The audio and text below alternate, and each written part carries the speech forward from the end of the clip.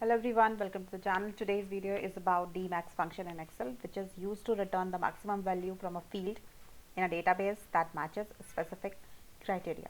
We have to give a criteria and the Excel searches the maximum function in this criteria range. So the syntax is DMAX database comma field comma criteria. So database is the range of cells that make up the database, means the column and rows that make up the header and the values.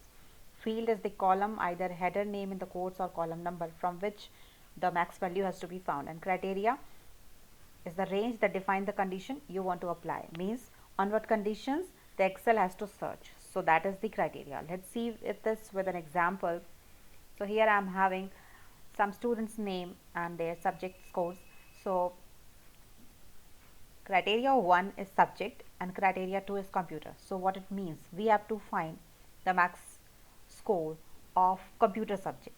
So the Excel has to search first of all the subject, the computer, and among the numbers, among the scores of computer, it has to give us the maximum score. So let's check this with the function. And database, we have to select the whole database like this. Then comes the field.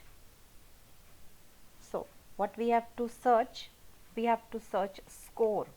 The resultant value has to be the score, comma criteria.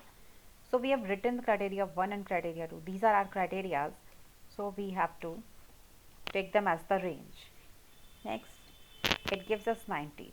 So computer 75, computer 90. The maximum value is 90, so it has given the 90.